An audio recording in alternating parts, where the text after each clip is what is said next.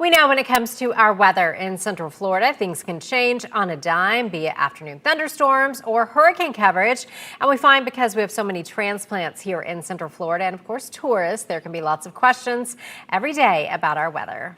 Yeah, there's a lot to understand about Florida weather. So what better way to get informed, get your questions answered, than speaking directly with Chief Meteorologist Tom Sorrels. News 6 morning anchor and insider guide Crystal Moyer is here with more about Talk to Tom. Yes, if you haven't heard about Talk to Tom, get ready. If you're a loyal viewer, you know our Chief Meteorologist Tom Sorrels has been here for some time. He says before social media was a thing, a News 6 producer came up with a unique idea to connect viewers with Tom. People could just call in and talk to me, and I could answer them, like live on TV, almost like talk radio comes to TV. And I always tell people it was social media before there was social media. Talk to Tom debuted in 2004 when Hurricane Charley plowed through Central Florida, making landfall as a Cat 4. Viewers calling in during live coverage. I'm in the back corner of my house when there's still a roof, and I'm trying not to get my stuff wet. I tried moving all my valuable stuff out to that back room, but I don't know what to do. I mean, okay, we're gonna widen the shot out just a little bit here so I can see what's below you. I've got a feeling, Martin, you're in for a tough time here. Tom using radars and other weather tools to pinpoint the conditions in specific areas, like a personalized forecast, keeping calm and helping viewers get through the at times catastrophic conditions. This is Martin. Yes. Hi, Martin. Okay. How are you doing today, I'm in Osceola County. My roof just blew off. There's any number of data points, any number of wild research going back 50 years that people's favorite thing about the newscast is weather. And then the next time a hurricane came around, other stations tried it.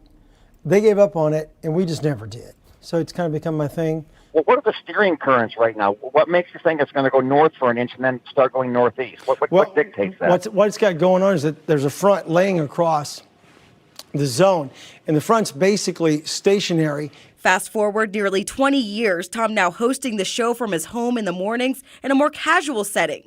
Viewers chiming in on social media to keep the conversation going. I am more of a people person. You know, I don't get me wrong, I like my downtime. I like my private time. I do like to be left alone, but I like to hear from people. I like to interact. And if you've ever watched it on Facebook, I'll say from time to time, hey, I'm not getting any questions. Come on, people, talk to me. Banter. And Tom will answer your questions, just about anything from weather. It looks like the west side of the storm is the worst. Why is that? To more personal questions. I have new glasses. Let me take the hat off so you can see them. How do they look? But there's one topic Tom won't touch. We don't talk politics. Talk to Tom has now evolved to a podcast. Here's a behind-the-scenes look at a shoot promoting the show. You submit your question, we'll call you up, I'll interact with you live, and we'll go from there. Now that's what's new, is that it's not going to be just during crisis time, not just during hurricane season. It's going to be year-round, all the time. Can't get enough, Talk to Tom. You like that? Yeah, you can't get enough of Talk to Tom, that's for sure. If you have a question or want to be on Talk to Tom, you know I've got connections, and I can make it happen. I'm going to post a link to submit your questions and information on where and when you could watch Talk to Tom on clickorlando.com/insider. I stalk him a lot because I'm the insider, so I'm like, hey, I need an interview. Hey, when are you going to do a shoot? Yeah, I remember, 18 years ago, that starting during Charley and just, still cranking. It's incredible because even the past Hurricane Ian, we did Talk to Tom and we had people call in, and it's just incredible. People who are into weather, all the way down to people that are just like, what's going on in my area? Right. What's a hurricane? What does, watch versus warning mean? Simple questions that I think a lot of people don't know, and they're glad somebody else asked. Right, and some people, I know especially during Charley, were home alone and scared, and that was comforting to call and have him be able to talk you through what's happening. It does bring comfort to so many people during times of crisis, and not during crisis. Maybe people can ask him about his dog and his glasses. And that's what we love about this. I know this new podcast that he's doing now, Talk to Tom, is just an extended version of what Talk to Tom was.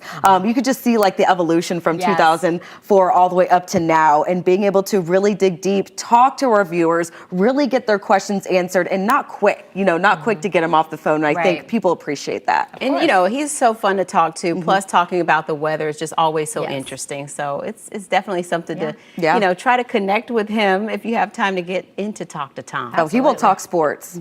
He will talk sports, so heads up. Yeah. Just be careful which teams. Yeah, exactly. Exactly.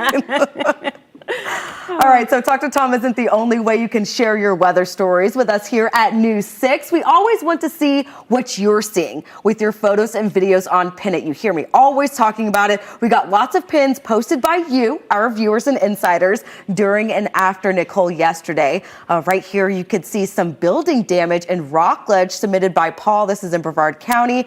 Gosh, I've never seen a bald eagle. We're going to show this bald eagle picture that I love. Oh, look! So disgruntled there. He was having a day. I know. Maybe something happened to the nest. The photo was sent in by BDS. They say it was taken at Magnolia Plantation yesterday morning, and the eagle seems to be asking, where's my umbrella? Yeah, rough day for him. And Jeff let us know about missing streetlights in Melbourne.